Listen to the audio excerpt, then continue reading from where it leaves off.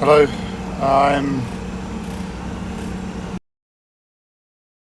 It's, it's weird. It's an external depression, and it comes over me. I mean, I don't know if it's the medication, and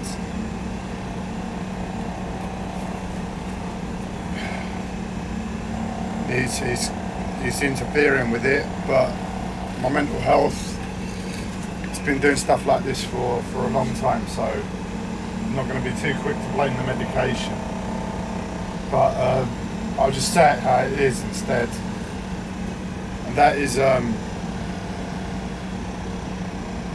here, I'm focused. I know not to allow myself to fall prey to it. You know, I'm using the massage gun at the same time to try and keep me focused, and it is working. So I'm going to be using it whilst I'm on live stream. But it's like a pressure, man. It's like an external pressure. That's what it feels like on a physical level. There's no reason for me to fall under its, fall into depression all of a sudden, just like that. And I would have said before last year, and I'll run through calmly what I would have expressed on camera, and that is, you fat fucking shoulder, get off my shoulder, you're crushing me. You're crushing me. And I've got this fat thing on my shoulder, and I'm not saying it's a person, but whatever it is, it's huge, and it's not designed to go on my shoulder, and it's crushing me. And last year I was going on about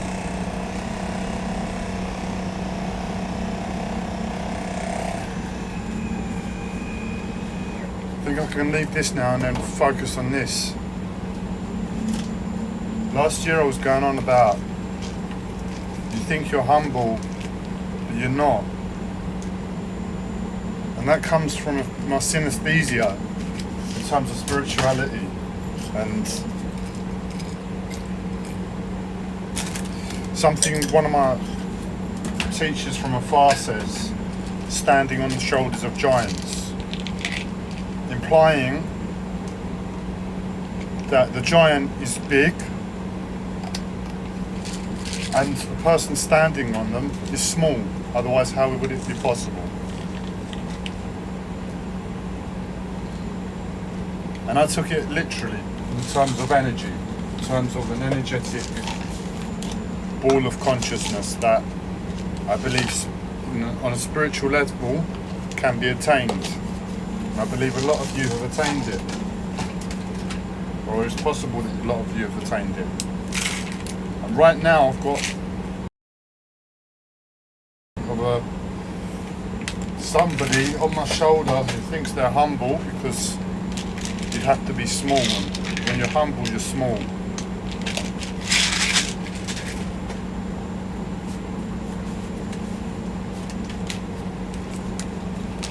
And you're standing on my shoulder, but it feels like you're anything but small. So in my head there's a level of arrogance there,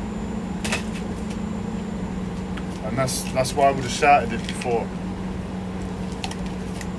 or somewhere between that massage gun just now and just focusing on giving to my body,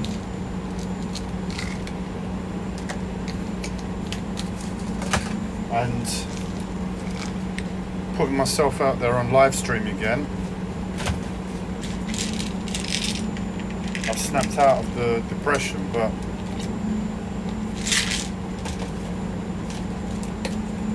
got a lot of work to do. I'm gonna stay on camera just a few seconds longer to just make sure I'm settled from the shock. But what it is, it's like with my mental health as well, because that's what happened just then. It was like it didn't really affect me because I know not to give into the depression, and I'll go into exactly I'll describe it in a second if you bear with me. I know not to go into the depression. That was my state. And what just happened was an element of my mental health from before,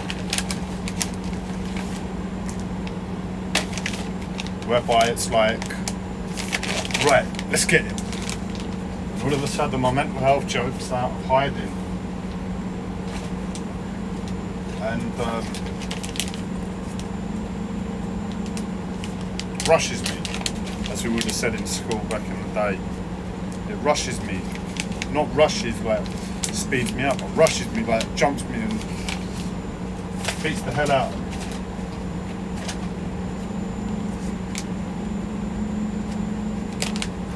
But it was only very mild, and it wasn't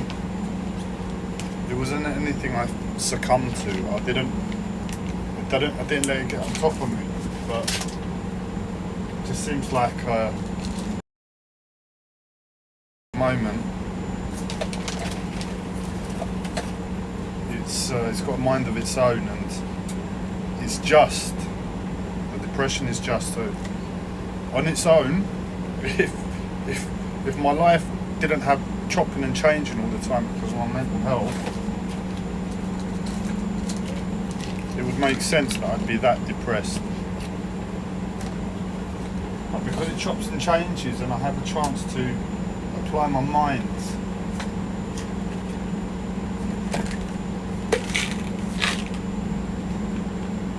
there's no reason for it. Because mentally I'm not there. It was like all of a sudden someone put a bag over the top of my head and I didn't have a choice. So between the massage gun just focusing, coming back on camera light and using it how I did before,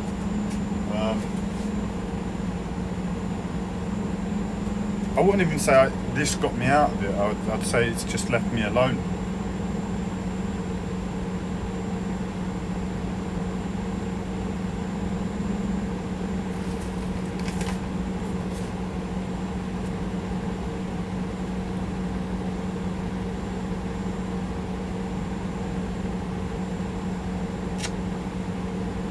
Thank you for being there with me while I got myself out of a sticky situation.